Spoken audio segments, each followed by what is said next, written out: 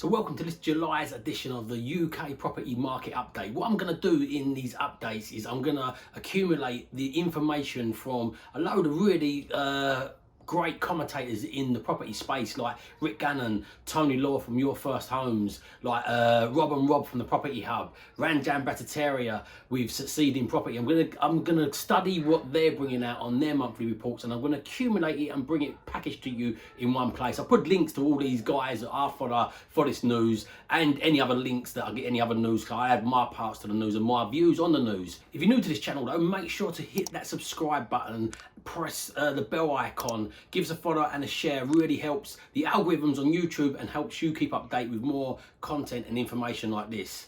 So in this video, what we're going to cover is we're going to cover a little bit about the economy, interest rates, inflation. We're going to cover a little bit more about the boom and the property market boom and where it's at in this boom that we're in at the moment. We're also going to cover a little bit around short-term lets and some of the regulations that's coming into that, and a little bit around the leasehold, some of the changes coming into the leasehold market. So let's start with the property market and this property boom that we're experiencing at the moment. So at the moment, the market is still strong, but with things like the stamp duty coming to the end and furlough looking like it's coming and this opening up date, signs are showing of a slowdown. This is just a slowdown. This is not a complete call off. But for example, like in April, prices was up, like sale and demand was up 45% year on year, going backwards from 1 year ago. When you look at May, it was 17%. So that is slowing down with the demand in the property market, but it is still growing. So as I said, things are slowing down a little bit, but there's still an increase of 0.8% of asking price in June, which is a slowdown, but higher than any other time in June. Usually this time of the year is still higher than it would be year on year at this time of the year, but it's slowing down from where it was. And the average asking price is a whopping £336,073. And this is up on every single region and up £2,509 compared to this time last year. So we're still moving forward, but there is signs of this slowing down and showing signs of it slowing. So this boom is pretty much worldwide as well. It's not just the UK. And I was quite surprised to hear that there's quite a lot of countries as well in front of the UK with their growth. Countries like Sweden, Denmark, the Netherlands, where I'm at the moment, funny enough, Russia, the USA, Canada, Korea, Germany. These countries are all in front of us, and there's many that's around the same as us and not that far behind us. So this is a worldwide thing at the moment, with house prices and asset prices in generally on the rise. Obviously, there's lots of factors around why this is rising. There's a lot of talk around the stamp duty. With the stamp duty stopping, stamp duty ended the first tier of that under 250k, but theoretically that's over. It's taken 6 months to get properties through the legal system at the moment, so no deals that get done now are going to benefit even from this tapered off September when it goes back to normal stamp duty. There's been no sign of the government actually changing that again this time, and they didn't obviously change it on this deadline. So there's over 700 properties in the market still, in the system still, going through legal. Predominant amount of those are not gonna actually make that through for the September. But the statistics made me surprised. Up 29% of these sales were only 29% of these sales were planned, or 29% of these people studied are unplanned, around, like, they're not planning STLD as a reason they're buying, and only 4% of these people would actually avoid, like, pull out of the sale if they don't get it through in time. So this is potentially not having as big of an impact. Of course, it's had an impact on the market, but it's not having as big of an impact as some of us may have thought or realised. There's a number of things going on. This is added to it, the low inventory stock, but a slowdown at the moment with lower stock and prices rising so much is really starting to have that impact into the slowdown also. One of the other things I think a lot of people ain't reporting on is and what's going to have another cooling down a little bit. I don't think the market's going to cool off yet. I feel we've got a few years still left of this growth, but the growth is going to slowly slow down in my view. That's just my view, by the way. But one of the things that I feel many people are not talking about is the fact that the court systems are getting opened back up. So obviously the evictions have changed now. So they've now reduced this down. In the UK, they've reduced it down to 4 months. In Wales, they've just extended the 6-month eviction ban. And we're planning to get that down to 2 months by September to where it used to be. Also, the courts are opening back up and some of these repossessions are coming through. I've noticed it was a few of my agents. I spoke to a few agents that I've got great relationships and they've said, look, odd ones filtered through before, but they wasn't opened up properly. So now these are going to start filtering through.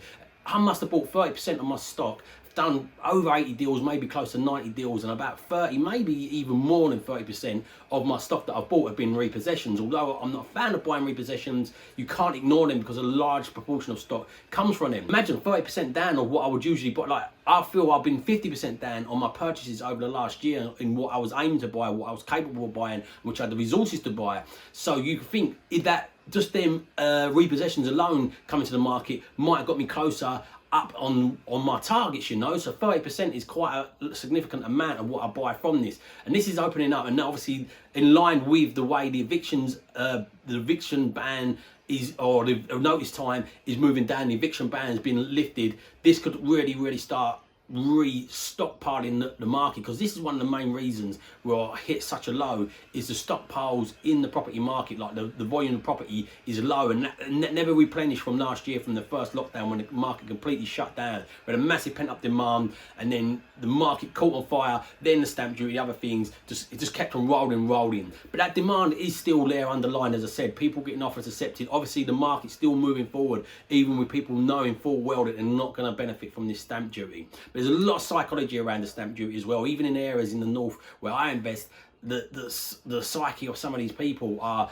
they think it's affecting them. They don't even understand exactly how stamp duty works. It's not even affecting them, and it's even had that little sentimental psychology effect of the papers talking about this and towards that slowing down. But as I said, my opinion, I feel it's gonna carry on growing, but the growth pace is gonna like taper off a little bit and slowly to begin to plateau. But I feel we've got a good few years of that to come. So as I said, the increases across the UK have been the whole of the nation. Every region have experienced these increases. But if you check out this like graph and this report of the areas that's grown the most, surprisingly, well, not surprisingly for me or anybody that's followed me, but there's nothing in the southeast on there. Like the southwest is doing well, Wales is doing well, northwest is doing well, Humberside and Yorkshire, even the northeast has historically not grown over the last decade. It did grow previous to that, but over the last decade, not grown since the last crash, has even been in front of the southeast and London in this crazy booming times.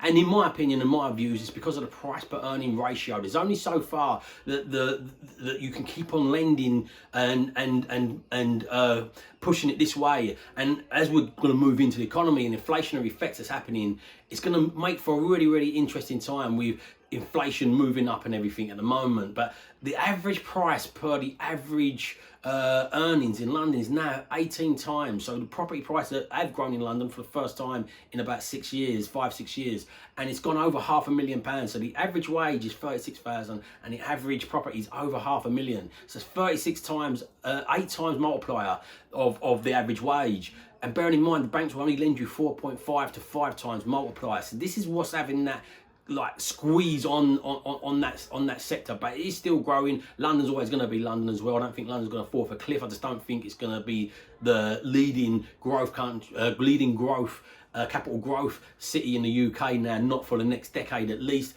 The northwest has been winning that for the last 5 years already, and people are just behind because London done so well previously. Everybody feels it's going to bounce back. My opinion is it's not. It's going to have more moderate growth going forward, not that crazy growth, and not the leader for the growth in my views. So one of the big shifting points is influencers around property is the economy at the moment, and the economy is obviously starting to open up. Although COVID rates have spiked up, the infection rates, but the deaths are going down. So we've got a feeling that the vaccination, it looks like the vaccination is having the right effect. And also the change of the health secretary, who's much more in favour of opening up, saying, look, he's saying, look, we've got to live with this COVID. So we need to get the economy open back up and start getting on top of it like that. And because the hospitalizations are going down and there's not so much of pressure on that, it feels like this freedom date that we're going to get is going to keep on the march. This is going to have a massive effect on inflation as well. Inflationary levels are up. In the UK, they're 2.1% above the government's targeted rate of 2%. In the US, they're above 5% already. In the US, usually a little bit in front of us. And the reason it's going up, even the Bank of England said, be prepared for interest rate rises.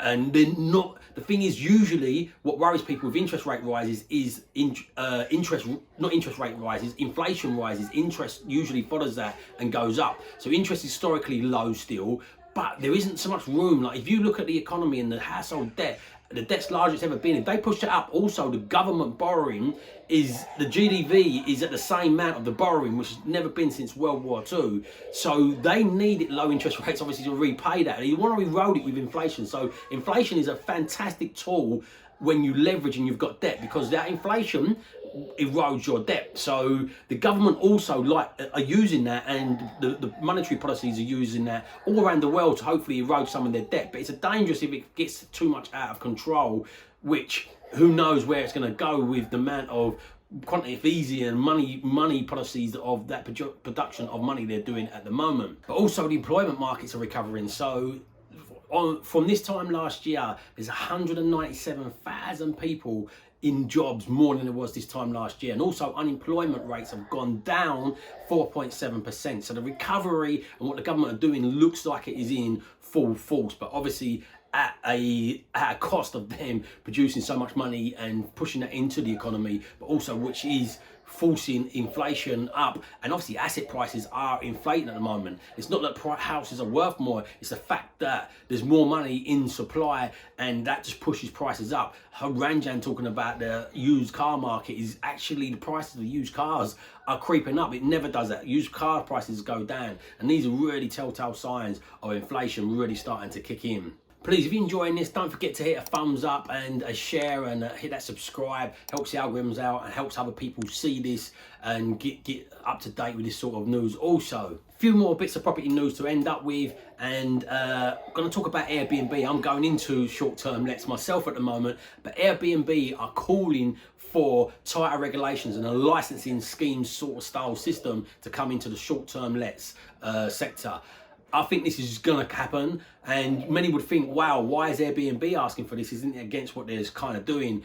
But it feels like they're probably trying to get a handle of that and suggest that, rather than the government step in and make it super strict. If they suggest that and work with the government, it could probably work in favour with them, rather than the government coming in overboard with this. But that could be coming in soon. I believe it will. I believe it's probably a fair thing to come in, but be prepared for potential licensing costs. Then talking around licensing as well, Jersey has announced they're going to start some licensing schemes, because all different regions in the UK and councils are putting in licensing, and obviously many people talk about it being a money exercise, but Jersey just announced they're going to do a licensing scheme for landlords, but absolutely free.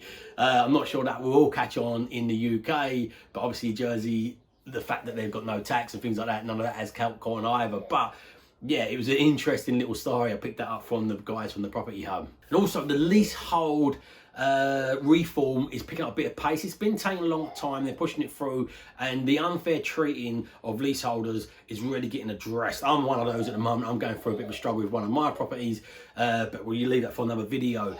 But that doubling of the ground rent looks like it's going to be abolished. It looks like people are going to get more opportunity to buy the freeholds.